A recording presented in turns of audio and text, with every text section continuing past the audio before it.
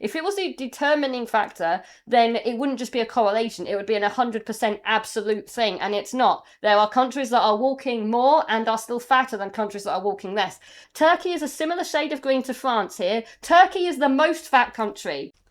The suburbs are making you fat by Flurf Design, who is a Canadian YouTuber who makes content about urban planning, public transportation, and how these things affect the environment, people's quality of life, people's finances, the economy, specifically within Canada, which is where he's from, and the United States. I have significant agreement with this person, don't get me wrong, but I have some serious critique of the messaging here.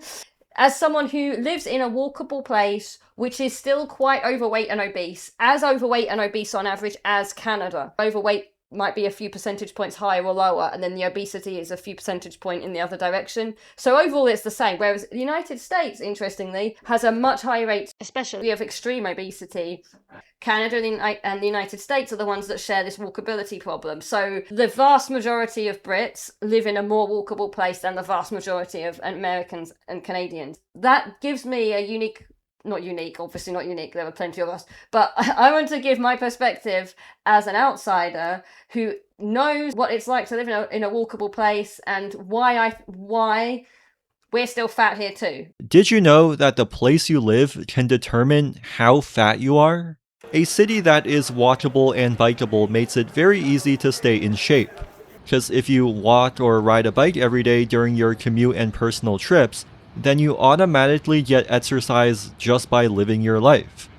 This lets everyone get a base amount of exercise by default, even if they don't have extra time, money, or motivation to work out.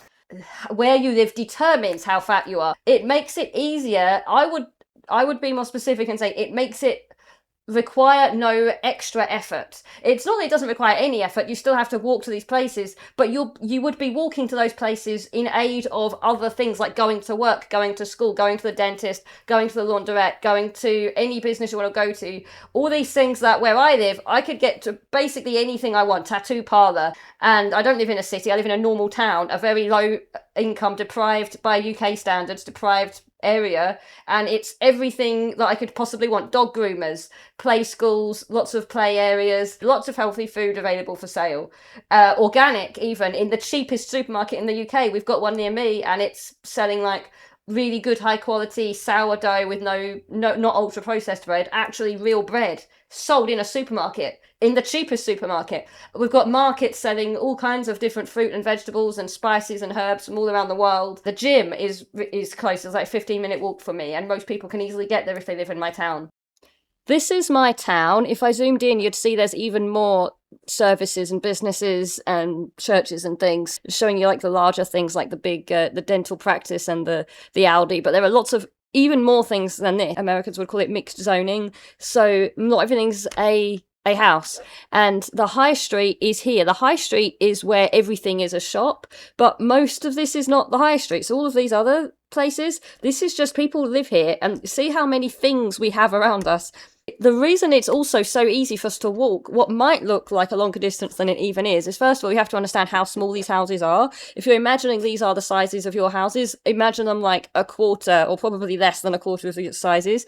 They're all obviously packed together tightly, and also the intersections more frequently occurring, so you're not having to walk for as long to get from one what you would call a block to the next. It's the roads are closer together, and also the pedestrian alleyways are all over the place. Like you could see here, someone could walk through here, cut across here, cut across here. If I am starting here, for example, from a community nursery and primary school, or from the pool repair place, I don't know why we have that because nobody here has a pool, but okay, you could cut across here. This is an alleyway, and it means you don't have to walk inefficiently all the way up and around these corners to get to, say, a house over here, or to get to this HSC tutoring place for tutoring children.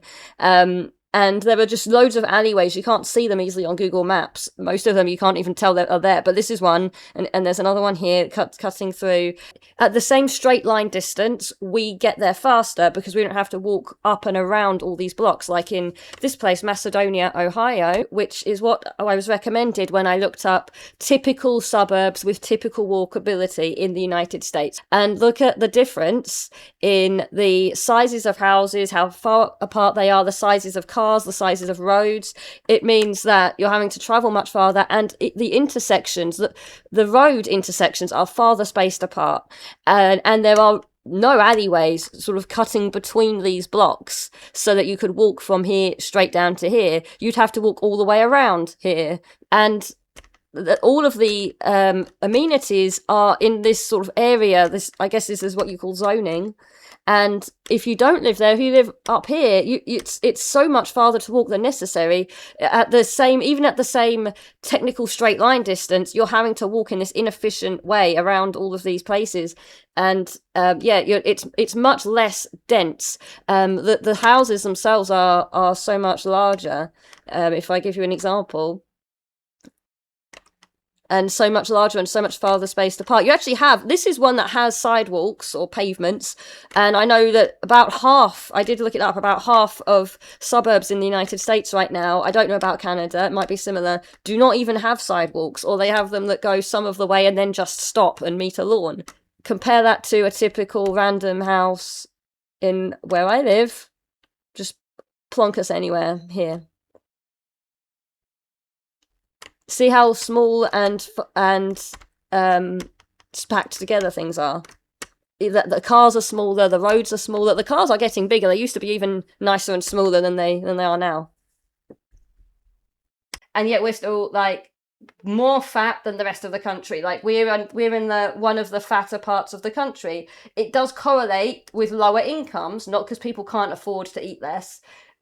It's the same way, like we're also more, we have a higher percentage of smokers, because when you have less money, you're more bored and stressed. You waste your money on something to do with your hands that's relatively cheap, like smoking cigarettes, eating food that you don't need, eating more food than you need.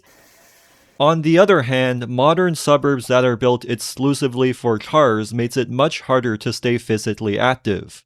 Since you have to drive everywhere, your lifestyle becomes more sedentary, and you need to spend extra time, money, and energy to stay physically active. You don't need to which a lot of people clearly don't have. You don't need to spend more money to be active. Walking is just one of many forms of activity, and many forms of activity are completely free. More effort if you don't live in a walkable place, but he's said very hard. Is it very hard, or is it just a bit more effort? If you're a Canadian or American, your homes are quite large, so you've got enough space, plenty of space to do jumping jacks safely, to do all these aerobic workouts safely. You've already got internet access, you're watching this video, right? So you can go do all that for free. I used to do yoga for free, and I live near a gym, but I didn't want to spend the money on a gym. Why would I?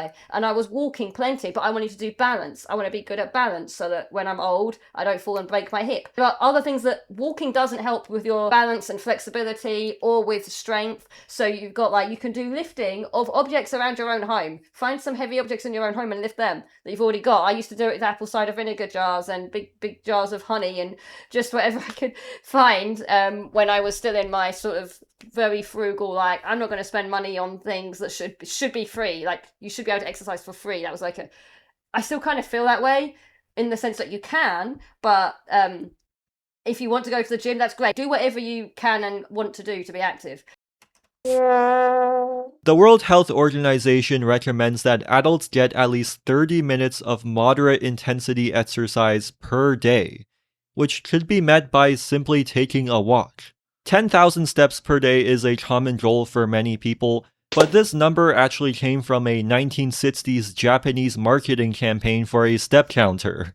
Studies show that getting just 5,000 to 7,000 steps per day can already lower your risk of cardiovascular disease, cancer, and diabetes by a significant amount. Now, I'm not the kind of guy who likes working out. I'd much rather stay at home and rot in bed. But since I live in a walkable area, I actually get more than the recommended amount of daily exercise simply by going about my day. For my Me too. commute, I take public transit, which means I typically get at least 5,000 steps per day just by walking to and from the train station. Yeah, I agree. Absolutely. It does take away that effort, that element of, on top of all the other things I'm doing, I also have to exercise. You don't have to. And yeah, I used to be like that. I did no structured exercise at all. If I had had a car and had a job that it made sense to drive to, then I don't know that I would have been as healthy for as long as I was. If I'm doing other Wouldn't things, have made me fat though. It wouldn't have affected my weight because not directly, no. Because if you're not exercising as much, you simply don't need as much food, and your appetite should go down proportionally. If it doesn't, that's because of the kinds of food you're eating, chemicals in them that affect the gut microbiome, and how frequently you're eating, and things like this that are more cultural. things like meeting friends or going grocery shopping, then I can easily get a lot more. In fact, I would have to go out of my way to get anything less than 5,000 steps. Yeah. However, this would not be possible if I lived in a typical car-dependent suburb found all across North America. We don't Because see this these here. places separate different types of land use and That does look so different to anything you'd see in the UK. We don't have layouts like that. the roads lack pedestrian and cycling infrastructure, walking or cycling in suburbia is too dangerous, impractical, and straight up boring. Yeah, there's Which nowhere to means walk. driving is the only viable way to get around. There is a pavement here. That's why 78% of Americans drive or carpool to work, and 87% of children are driven or take a school bus to get to school.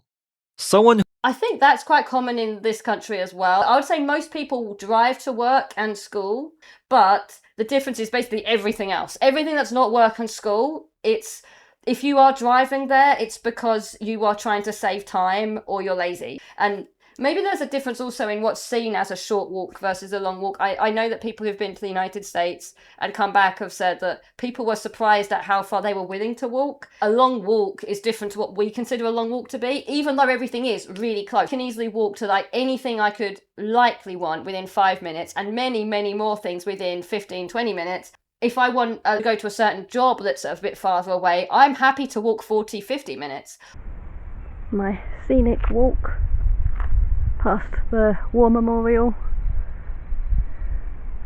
My scenic walk from one town where I live to the next. It takes me 50 minutes. And it's lovely, safe. I mean, as long as it's not night, obviously. As long as it's not soaking wet. There are a few people around. You're in earshot if you scream. You know, it's beautiful. Who wouldn't want to walk here? Hear the bird song? I'm so lucky. It's so beautiful here. Maybe there's a cultural element there too, of if you're not used to that being normal, that walking a short distance being normal, then walking like 40, 50 minutes seems crazy to you. Maybe that's part of this too, is that even when you do live closer to something in the United States, you're just not primed to even think of doing it. Like, it just would never even occur to you, even if you could. who lives in a place like this is more likely to be inactive and overweight compared to someone who lives in a more walkable neighborhood. A study from More likely to be, but the mechanism does matter. It's not, I don't like this idea that if you're not active, you're destined to be overweight. Okay, so I used to work with someone who was very disabled, had work for them. They had a wheelchair and they were rail thin. Atlanta, Georgia, found that a person living in a car-centric suburban neighborhood at the edge of the city was twice as likely to be obese than the same person living in a more walkable neighborhood near downtown. And I can believe that. That makes sense. If you're eating the same amount as someone who walks, and you don't walk, then you have to make an extra effort that they are not making. You can be paralyzed, totally paralyzed, and still not overweight. Are you putting in more calories than your body is losing or doing something with? Another study from Stanford University found that, in general, people in the most walkable American cities like New York and Boston get a lot more steps throughout the day than people in the least walkable cities like Atlanta and Houston. I'm sure. And overall, people from the US, Canada, This Australia, man- and New Zealand get less than 5,000 steps per day on average, which is lower than any other developed nation. This is the United Kingdom, in case you didn't know.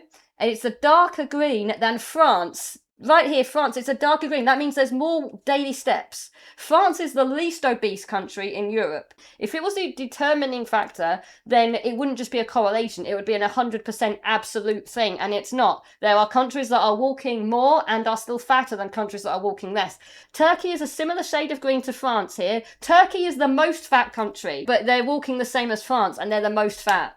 By BMI, and I know people... BMI is fine when comparing populations, just not individuals, especially when you're racially similar. I don't believe that the Turkish people have heavier bones than the average person in the UK. Let me know if they do, but I've never seen that. So Turkey is the most obese country in Europe, and Malta is second. I can't see Malta. Malta's too tiny to show up on this map, so I won't be able to tell you what colour the country is on here. But I know it's second. And then third is the United Kingdom. It's not as bad as I thought. You're not like red. America, Canada, you're not red. And then some of these African countries, like especially North Africa, North Africans aren't walking that much. I mean, if it was that hot, look how I'm shiny where I'm sweating in this heat right now, in this heat wave. And so I'm not one to talk, right? But maybe it's because it's so hot, it's too uncomfortable to walk. But yeah, there's a lot of North African countries here. India is a lot less obese than any of these countries we're talking about. India's obesity rate, it is going up rapidly, but it's still not caught up to the rest of us fatties in the Anglosphere, in the white Anglosphere, certainly, even the broader Anglosphere like Jamaica, they're not doing great either with obesity. But India is lower than all of these countries we're talking about, the UK, Canada, and the United States, and they're walking less, and they're still less fat than we are.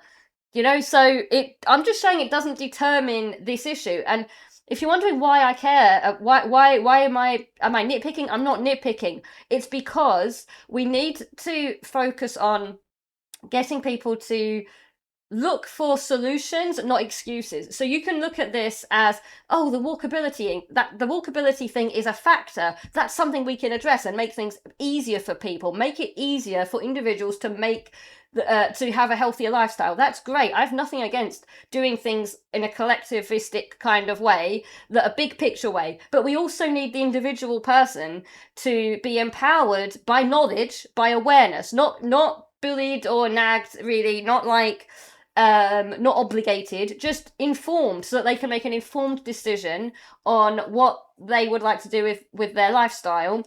And if no one ever suggests certain things, they're not going to do something that maybe they would have done if they'd even thought of it. And so when we understand the factors that go into people not exercising much or eating too much, whichever one it is that you're looking at in that case, then it doesn't help if you present it as, this is what's making you fat, this is determining if you're fat or not. That's disempowering.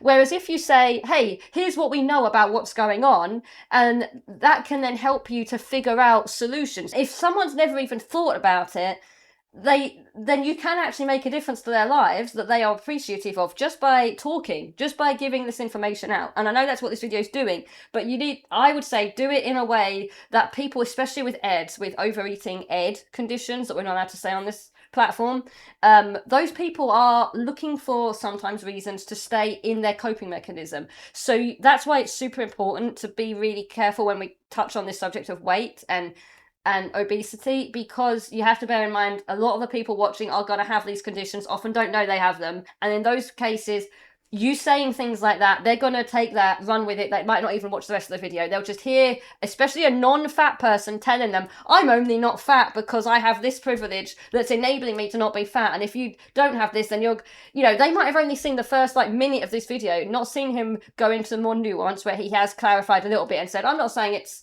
causing it completely, I'm not saying it determines it, when he did kind of just say that, right? If you're not watching the whole video, you could walk away and be reinforced in your unhealthy coping mechanism. And I know he's not doing that on purpose. I don't get that feeling. I think it's just he's not deep in this world of wellness, health, weight, and EDs and all that like I am. I know how people can think, so I'm super careful in how I word things. Now, of course, it is totally possible to live an active lifestyle in a car-centric place. Say that in the beginning. This is what I was saying, right? He does later in the video. Where are we now? Almost halfway through. And eventually he gets to basically going against what he said in the very first line, where he used the word determines how fat you are. Where you live determines how fat you are. He's saying, oh yeah, you can do things that mean that you're active anyway, but where was that in the beginning of the video? After all, there are many other factors like having a healthy diet. But the point... Well, a healthy diet it's not a factor in how much exercise you get. That's two different things. But I think I get what he's trying to say. Like, there are different factors involved in how much exercise you can get, or do get, and in weight. Like, these are two separate things, but related. And yes, there are different factors in both. Some are in your control and some are not. And everyone can control, ultimately. If you're an adult, you can control how much you put in your mouth, like how many mouthfuls before you say that's enough for this meal. The point is, getting enough exercise in suburbia is much harder because it requires a lot more effort. Most people are lazy, like me, and don't really enjoy working out. I would say most people don't like going to a gym and doing the weights and stuff because they find it boring. I would say over half, maybe you would say yes, that sounds boring to them. But working out, if you mean just any exercise at all, I don't think that should be normal. If that probably is normal, if you live in a very obese place, at a place where people eat a lot of ultra processed food with nasty chemicals that affect your well-being by affecting your gut microbiome, then yes, I can imagine that is the statistical norm currently, but it's not. We shouldn't accept that as how it's normally supposed to be. The human being is supposed to be just as restless and want to exercise like your wild animal. They want to exercise, they want to run around, and humans should be like that if we're healthy. If we don't have any major medical problems and we're eating real food that's not nasty chemicals in that affect our gut microbiome, and we're reasonably well active, then exercise should be something that just feels good. And if you're not active, but you're doing all those other things right, if all those other things are fine, and you've just not been active, you should get this like urge to exercise. If you don't have that urge to like, oh, I just feel like I need to move around, I feel like I need to dance or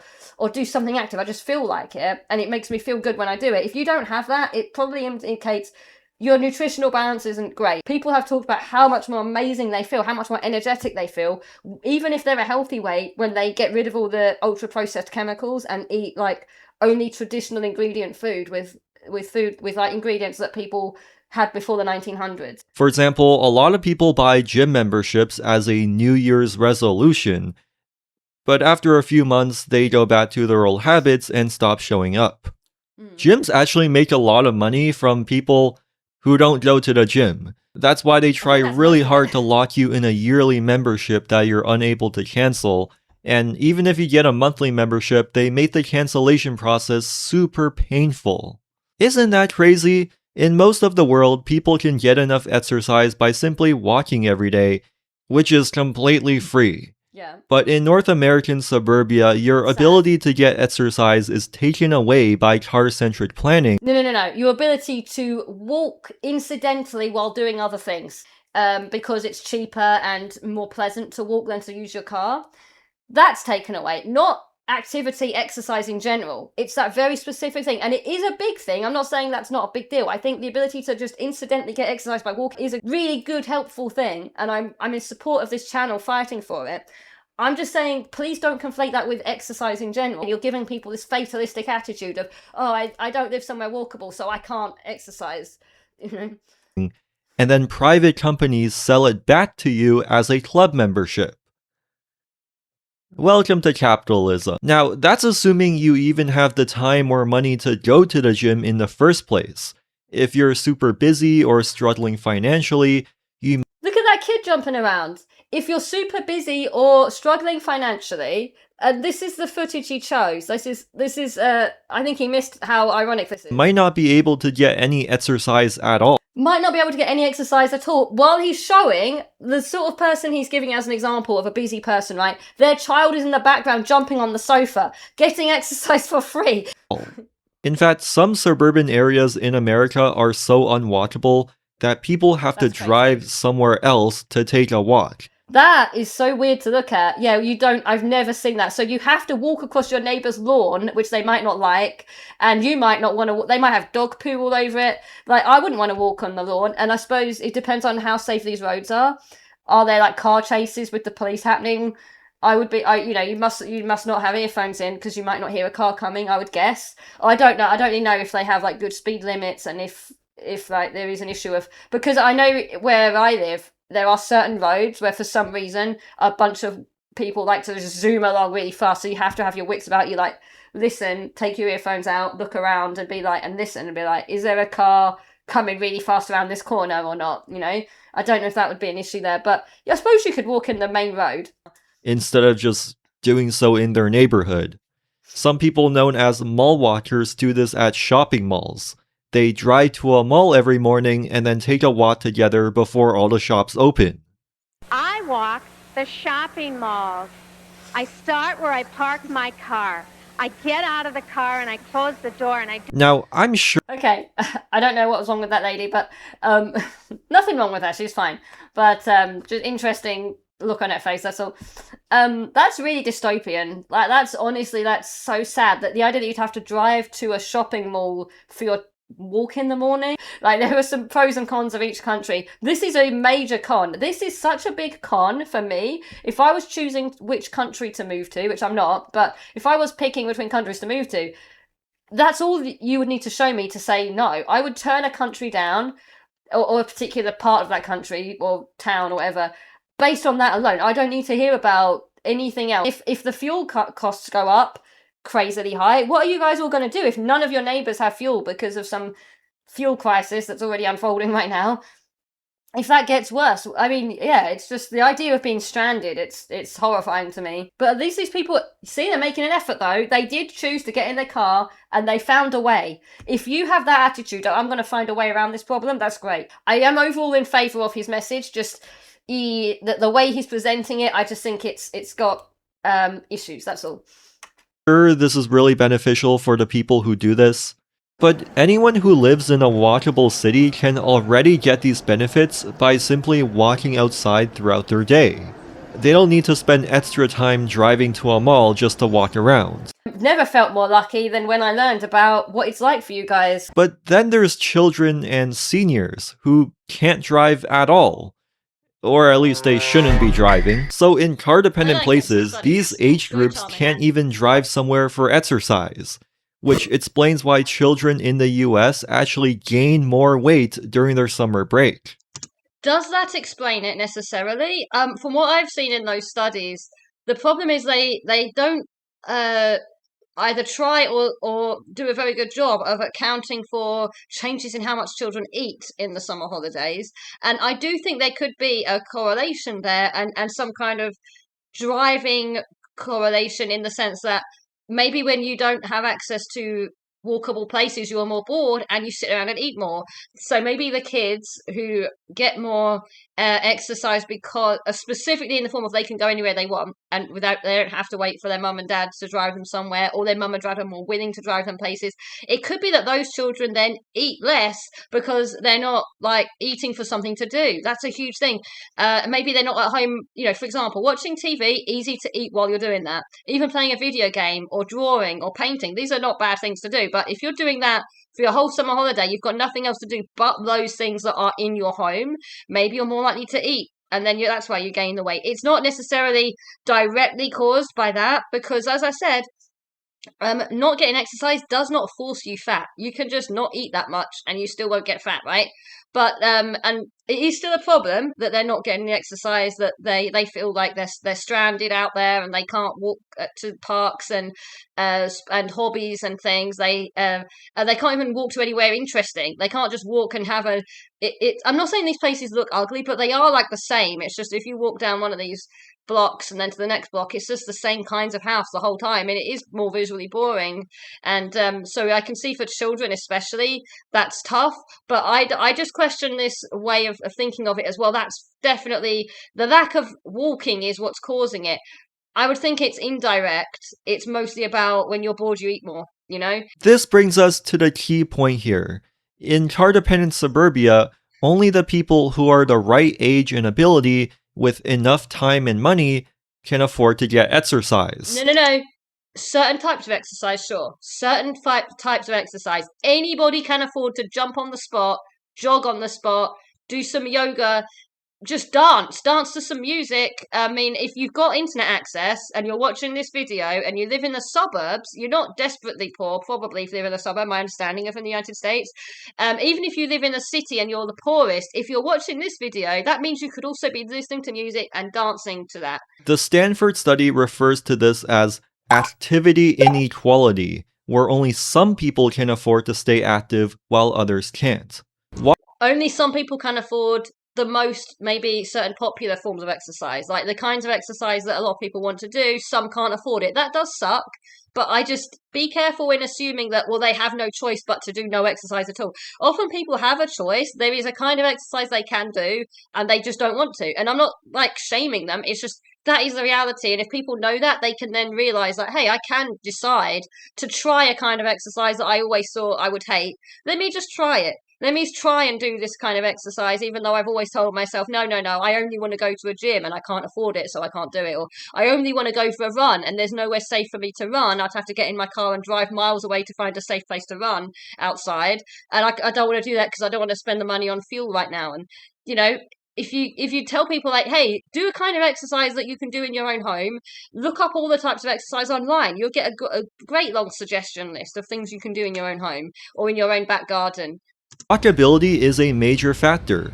The study showed that among US cities, activity inequality is strongly correlated with how walkable they are, with New York City being the most walkable and the most equal. They also found that people from the countries with the highest activity inequality, like the US and Saudi Arabia, are 196% more likely to be obese than people from countries with the lowest inequality like China and Japan. That's interesting. I was most interested. I mean, I do agree. Like I said, with the correlation coming from the fact that it takes more effort. Therefore, if we want to make everyone healthier and more physically active, then we need to reduce our dependency on cars. We should. I don't think we need to. I just don't know that it implies that if we don't, then we can't make people healthier. You know, I just think education, suggestions, like I'm giving suggestions here because I'm wanting to empower people, you know. I don't like this idea that we need, because then that people are going to think they need to wait until this is achieved. Do this. This is great. I love this cause. I love this guy's channel. I love his cause. I'm just saying, don't encourage people to think they need to wait around. And I don't think he's trying to encourage that. I don't think he's really thought that he's doing that, but it's so many people who will take those things and run with it and run with that idea that, well, yeah, I just have to wait until I have a walkable city. Until then, I'm not going to even look at what I might be doing wrong with like how much I eat and stuff, because it's just that I don't walk enough, you know.